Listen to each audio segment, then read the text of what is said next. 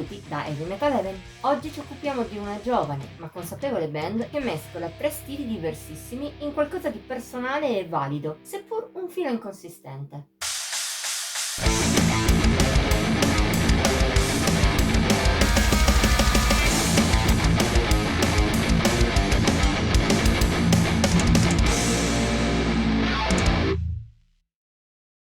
Black, progressive e stoner doom metal. Tre generi che in apparenza, per le rispettive caratteristiche peculiari, non hanno nulla a che fare l'uno con l'altro. Eppure, nel corso della storia, il secondo genere si è mescolato più volte col primo e ogni tanto col terzo. L'unione tra tutti e tre è però piuttosto inedita, e anche per questo che la musica dei Golden Core risulta così personale.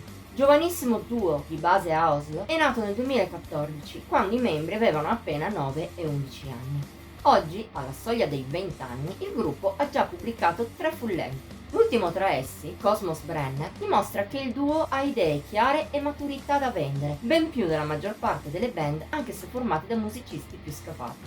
Lo si sente in primis dall'identità forte del loro genere, ripartito, come detto, tra 3 componenti. C'è in primis il black metal, ma non suonato nel classico canone norvegese. Se la cattiveria truce è la stessa, non lo è la frenesia. Di rado i Golden Core accelerano, la loro preferenza è per ritmi lenti e riff che fondano alle dissonanze black una base doom.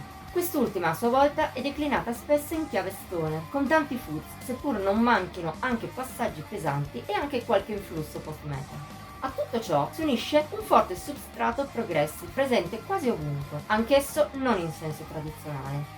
Se non mancano controtempi e tecnicismi, in Cosmos Brenner il prog si esplica soprattutto a livello di atmosfere, che ricordano a volte i migliori Opeth, a volte i Mastodon.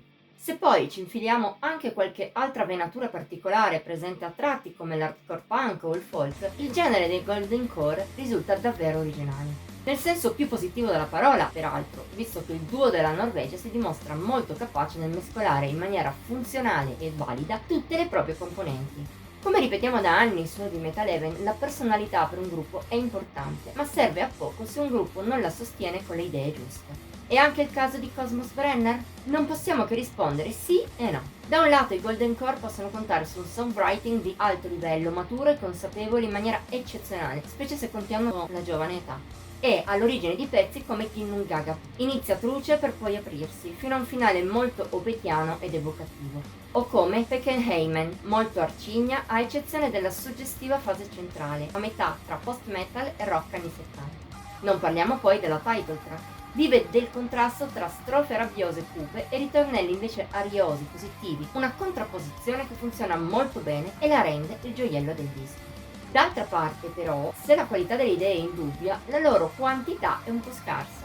Tra i suoi vari interludi, Cosmos Brenner presenta solo 4 canzoni effettive. Un po' poco, contando anche che senza questi intermezzi la durata della scaletta si limita a poco più di mezz'ora. È il grosso limite di un disco che per il resto incide molto bene sia per originalità che per qualità. Un segno che comunque i Golden Core sanno quello che fanno e come farlo bene. Speriamo di poterli seguire anche in futuro con qualcosa di meno inconsistente, che riesca a valorizzare meglio la musica del duo della Norvegia. Contando quanto sia rara la loro unione tra abilità e personalità forte, se ne sente davvero il bisogno. Voto di Heavy Metal Heaven 79 su 100. La nostra settimana è al termine. Se hai apprezzato questa recensione puoi mettere like, condividerla e commentarla. Ti esortiamo inoltre a iscriverti al nostro canale e attivare la campanella degli avvisi per rimanere sempre al passo coi video che pubblichiamo ogni pochi giorni. Infine siamo anche su Facebook, Instagram e Pinterest. Ci trovi al link qui sotto. Ci vediamo la prossima volta!